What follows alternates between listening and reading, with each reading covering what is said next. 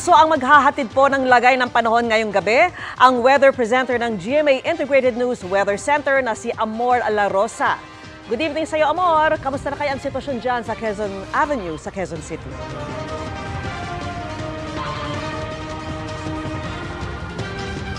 Yes, maraming salamat, Vicky. Nandito nga tayo ngayon sa kanto ng Quezon Avenue at ng Don Alejandro Roces Avenue kung saan patuloy pa rin nararanasan ang mga pag-ulan. At sa aking likuran, makikita ninyo, meron tayong mga kapuso na nag-aabang ng kanilang masasakyan. Dito ang sakay ng mga jeep paanonas at meron din mga bus na biyaheng Novaliches at Fairview. At sa mga oras na ito, pakapal ng pakapal ang bilang ng mga commuter, lalo pa ngayong rush hour na at payday weekend pa. Talaga namang sumakto pa ang buhos ng mga pag-ulan.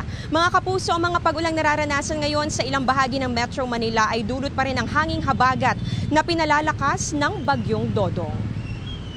Sa ngayon, dahil po sa Bagyong Dodong, inaasahan po natin nakataas pa rin ang signal number 1 sa ilang bahagi po yan ng Luzon. Kabilang dyan itong Cagayan, kabilang din po ang Babuyan Islands, Apayao, Ilocos Norte, Abra, Ilocos Sur, Mountain Province, Kalinga at northern portion ng Isabela. Asahan po sa mga nabanggit na lugar ang malakas na hangin at buhos pa rin ng mga pag-ulan. Kaya doble ingat po para sa mga residente ng mga nabanggit na lugar.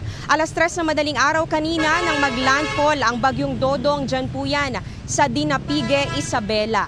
Saka naman ito tinawid ngayong araw ang bahagi ng Northern Luzon at sa pinakahuling bulletin ng Pag-asa, nasa coastal waters na po ng Lawag, Ilocos Norte ang Bagyong Dodong. May lakas ng hangin ito na 45 kilometers per hour at pagbugsong papalo naman ang 75 kilometers per hour. Kumikilos ang Bagyong Dodong pakanluran sa bilis na 20 kilometers per hour.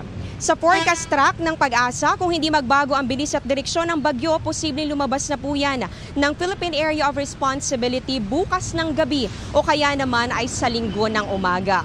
Patuloy ring palalakasin ng Bagyong Dodong ang hanging habagat kaya uulanin pa rin po mga kapuso ang maraming lugar ngayong weekend. Base sa datos ng Metro Weather, bukas halos maghapon ang ulan sa Ilocos Region, ganun din sa Central Luzon, Mindoro, Palawan, Bicol Region at Calabarzon. May mga matitinding ulan na posibleng magdulot ng pagbaha o kaya naman ay pagguho ng lupa. Sa linggo, bahagyang mababawasan ang ulan sa umaga sa Northern Luzon, pero sa hapon muli po yang uulanin. Ganun din ang mararanasan sa Mimaropa at sa Bicol Region. Dito naman sa Metro Manila, mataas pa rin ang tsansa ng ulan ngayong Sabado at Linggo, lalong-lalo na po sa hapon. Kaya para sa mga may outdoor activity ngayong weekend, huwag po kakalimutang magdala ng inyong payong at mag-monitor sa updates at advisories na ilalabas ng Pag-asa. Maulan din bukas ng hapon sa malaking bahagi ng Visayas. May heavy to intense rain sa Negros at ganun din sa Panay Island, pati na rin po sa ilang bahagi ng Leyte. Sa linggo naman, halos ganyan din ang lagay ng panahon na inaasahan, lalong-lalo na po sa hapon. At para naman sa mga kapuso natin sa Mindanao na kumaulan pa rin po sa ilang lugar bukas ng hapon, kabilang ang Zamboanga Peninsula, Caraga, Davao at Soc-Sargen. Uulan din po sa linggo ng hapon, kaya maging alerto pa rin sa posibleng mga pagbaha o kaya naman ay pagguho ng lupa.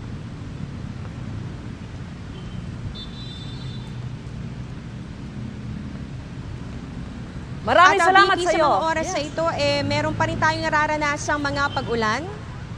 Meron pa rin mga nararanasang mga pag-ulan dito at talaga namang ito na, nakikita na natin yung unti-unting pagbagal ng daloy ng mga sasakyan. Kaya para po sa mga kapuso natin na dadaan o nandito po sa area ngayon, huwag pong kakalimutan na magdoble ingat at maging alerto. At yan ang latest. Ako si Amor La Rosa para sa GMA Integrated News Weather Center. Maasahan anuman ang panahon. Maraming salamat sa iyo, GMA Integrated News Weather Presenter Amor La Rosa. Good news mga kapuso! Maaari niyong mapanood ang 24 oras at iba pa naming mga newscast sa aming YouTube channel. I-click lang ang subscribe button na lalabas sa screen. Sa mga kapuso abroad, maaari niyo kaming masubaybayan sa GMA Pinoy TV at sa www.gmanews.tv.